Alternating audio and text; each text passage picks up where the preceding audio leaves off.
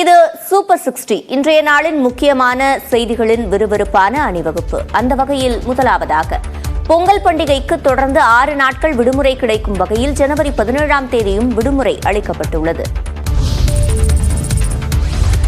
பொங்கல் பண்டிகையை முன்னிட்டு ஜனவரி 17ஆம் தேதி அனைத்து அரசு அலுவலகங்கள், பொதுத்துறை நிறுவனங்கள், பள்ளி கல்லூரிகளுக்கு விடுமுறை அளித்து அரசு உத்தரவிட்டுள்ளது.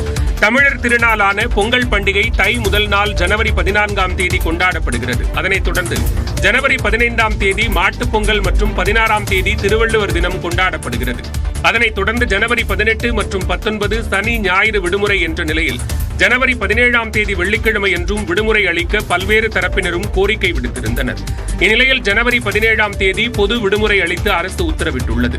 அன்றைய தினம் அரசு அலுவலகங்கள், பொதுத்துறை நிறுவனங்கள், பள்ளி கல்லூரிகள் மற்றும் கல்வி நிறுவனங்களுக்கு விடுமுறை அளிக்கப்பட்டுள்ளது. இந்த விடுமுறையை ஈடு செய்யும் வகையில் ஜனவரி 25ஆம் தேதி சனிக்கிழமை பணி நாளாக தமிழக அரசு அறிவித்துள்ளது.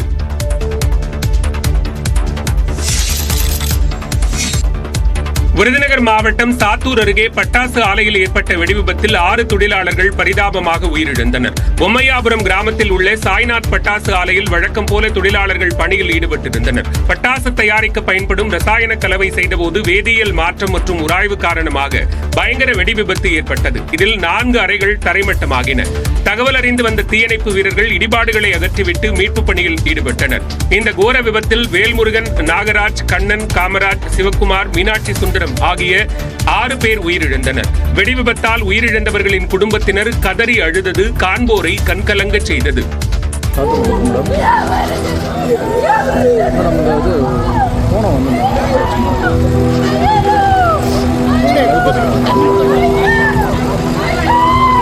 பிரேத பரிசோதனைக்கு பிறகு உயிரிழந்த 6 பேரின் உடல்களும் அவர்களது குடும்பத்தினரிடம் ஒப்படைக்கப்பட்டன.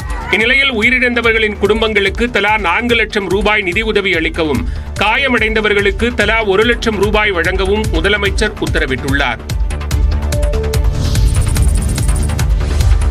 விருதுநகர் அருகே பொம்மையாபுரம் பட்டாசு ஆலை வெடிவிபத்து சம்பவம் தொடர்பாக 7 பேர் மீது வழக்கு பதிவு செய்யப்பட்டுள்ள நிலையில் 2 கைது செய்யப்பட்டுள்ளனர்.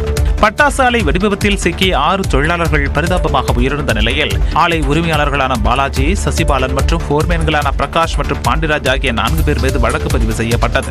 அஜாக்கிரதையாக செயல்பட்டு உயிரிழப்பு ஏற்படுத்துதல், உரிய பாதுகாப்பின்றி தொழிலாளர்களை பணியில் ஈடுபடுத்துதல் உள்ளிட்ட 5 பிரிவுகளின் கீழ் வச்சகாரப்பட்டி காவல் நிலையத்தினர் வழக்கு பதிவு செய்தனர்.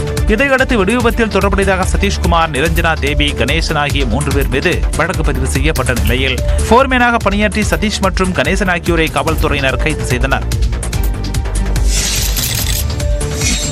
ரசாயன வேதிப்பொருட்களை கலக்கும் போது வெடிவிபத்து நடந்திருப்பது முதற்கட்ட விசாரணையில் தெரியவந்துள்ளதாக விருதுநகர் மாவட்ட ஆட்சியர் ஜெயசீலன் தெரிவித்துள்ளார். பொம்மையாபுரம் கிராமத்தில் பட்டாசு ஆலை வெடிவிபத்தில் உயிரிழந்தவர்களின் குடும்பத்தினரை சந்தித்து மாவட்ட ஆட்சியர் ஜெயசீலன் ஆறுதல் கூறினார்.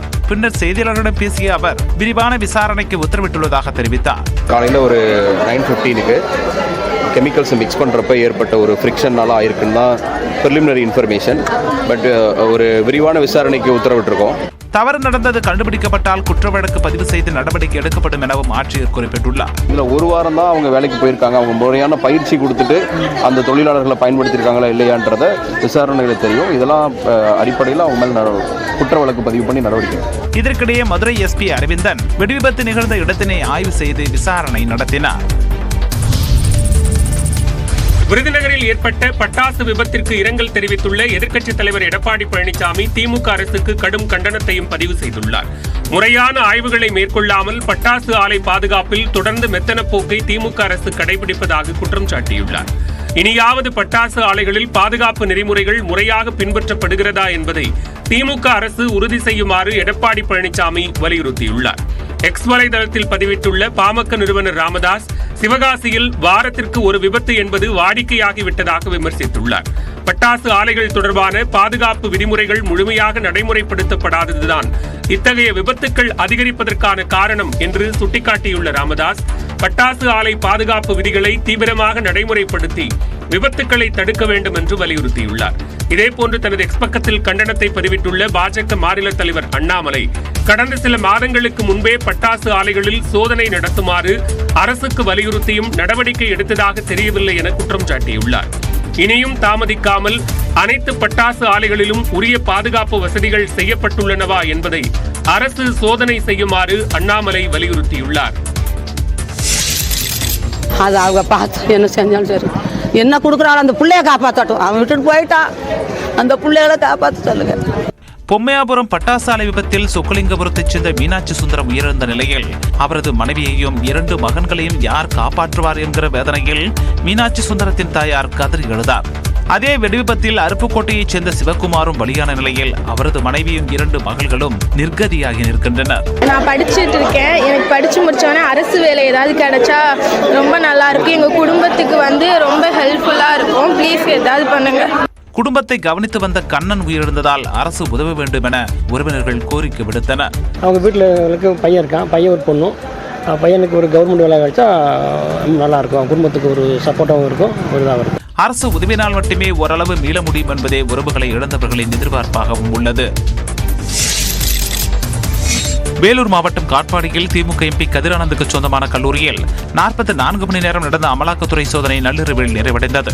திமுக எம்பியும் அமைச்சர் துரைமுருகனின் மகனுமான கதிரானந்த் வீடு, திமுக நிர்வாகி பூஞ்சோலை சீனிவாசனின் வீடு மற்றும் கதிரானந்துக்கு சொந்தமான கிங்ஸ்டன் பொறியியல் கல்லூரியில் நேற்று முன்தினம் அமலாக்கத்துறையினர் சோதனையை தொடங்கினர். இதில் கிங்ஸ்டன் கல்லூரியில் மட்டும் 44 மணி நேரம் நீடித்த சோதனை நள்ளிரவு 2:30 மணிக்கு நிறைவடைந்தது. இதையடுத்து 9 கார்களில் அமலாக்கத்துறை அதிகாரிகள் திரும்பிச் சென்றனர். கல்லூரியில் இருந்து கணக்கில் வராத பணமும் முக்கிய ஆவணங்களும் கைப்பற்றப்பட்டதாக கூறப்படுகிறது. இந்த நிலையில் சென்னையில் செய்தியாளர்களை சந்தித்த அமைச்சர் துரைமுருகன் கதிரானந்த் வீட்டில் சோதனைக்கு வந்தவர்கள் ஒன்றுமில்லை என எழுதி கொடுத்துவிட்டு சென்று விட்டதாக கூறினார். திமுக எம்பி கதிரானந்த் வெளிநாட்டில் இருக்கும் நிலையில் இந்த சோதனை நடந்து முடிந்திருப்பது குறிப்பிடத்தக்கது. நிதி வேண்டாம் நீதி வேண்டும் என உயிரிழந்த சிறுமியின் தாய் அமைச்சர் பொன்முடியிடம் கண்ணீர் மல்க கூறினார். விக்கிரவாண்டி தனியார் பள்ளியில் உயிரிழந்த சிறுமி லியா லட்சுமியின் உடல் அடக்கம் செய்யப்பட்டது. விழுப்புரம் மாவட்டம் விக்கிரவாண்டியில் உள்ள செயின்ட் மேரிஸ் பள்ளியில் கழிவுநீர் தொட்டியில் விழுந்து லியா லட்சுமி என்ற 4 வயது சிறுமி உயிரிழந்தார். இதனைத் தொடர்ந்து விக்கிரவாண்டி அரசு மருத்துவமனையில் லியா லட்சுமியின் உடல் பிரேத பரிசோதனை செய்யப்பட்டு உறவினர்களிடம் ஒப்படைக்கப்பட்டது. வீட்டுக்கு கொண்டு செல்லப்பட்ட சிறுமியின் உடலுக்கு உறவினர்கள் கண்ணீர் மல்க அஞ்சலி செலுத்தினர்.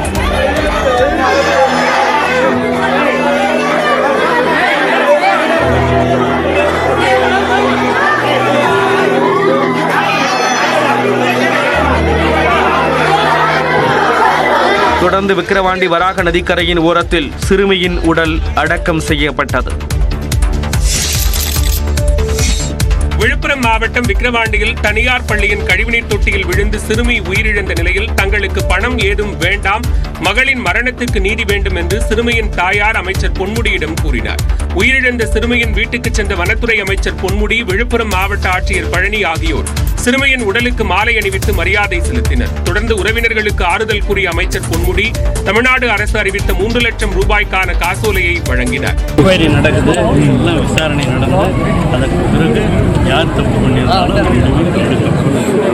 இதனிடையே குழந்தையை பறிகொடுத்த தாய் அமைச்சர் பொன்முடியிடம் கதறி அழுதது பெரும் சோகத்தை ஏற்படுத்தியது.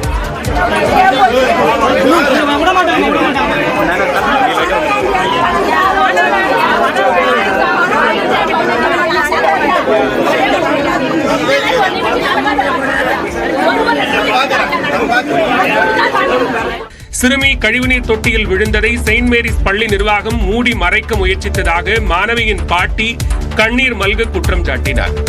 பச்சை குழந்தைகளை பார்க்க முடியாத நிர்வாகம் எந்த நிர்வாகம் ஏன் பார்க்கல? உள்ள சாப்பாட்டுக்கு போயிருக்குல்ல, அப்ப பாத்துக்கலாம் இல்ல, குழந்தைகளை ஹாஸ்பிட்டல்ல சேர்த்துட்டு அநாதம் சொல்லியிருக்கிறாங்க. தங்களுக்கு நடந்தது இனி வேறு யாருக்கும் நடக்கக்கூடாது எனவும் சிறுமியின் பாட்டி தெரிவித்தார். விக்கிரவாண்டி சிறுமி உயிரிழந்த வழக்கில் செயின்ட் மேரிஸ் பள்ளி தாளாளர், முதல்வர் மற்றும் ஆசிரியருக்கு 10ஆம் தேதி வரை நீதிமன்ற காவல் விதிக்கப்பட்டுள்ளது. இது தொடர்பான வழக்கு விக்கிரவாண்டி நீதிமன்றத்தில் விசாரணைக்கு வந்தபோது வகுப்பு ஆசிரியர் ஏஞ்சல் மட்டும் ஆஜர்படுத்தப்பட்டார். செயின்ட் மேரிஸ் பள்ளி தாளாளர் எமில்டா மற்றும் முதல்வர் டொமினிக் மேரி ஆகியோர் உயர் ரத்த அழுத்தம் காரணமாக விழுப்புரம் அரசு மருத்துவமனையில் அனுமதிக்கப்பட்டிருந்த நிலையில் விசாரணை நடத்தப்பட்டது. அப்போது ஆசிரியர் ஏஞ்சலை ஜனவரி 10ஆம் தேதி வரை நீதிமன்ற காவலில் அடைக்க நீதிபதி சத்யநாராயணன் உத்தரவிட்டதை அடுத்து அவர் கடலூர் மத்திய சிறையில் அடைக்கப்பட்டார். இதனிடையே நீதிபதி சத்யநாராயணன் அரசு மருத்துவக் கல்லூரி மருத்துவமனையில் அனுமதிக்கப்பட்டுள்ள பள்ளியின் தாளாளர் மற்றும் முதல்வரிடம் விசாரணை மேற்கொண்டார். தொடர்ந்து அவர்கள் இருவருக்கும் ஜனவரி 10ஆம் தேதி வரை நீதிமன்ற காவல் விதிக்கப்பட்டது. இந்நிலையில் செயின்ட் மேரிஸ் பள்ளி காவல்துறை கட்டுப்பாட்டிற்குள் கொண்டுவரப்பட்டுள்ளது.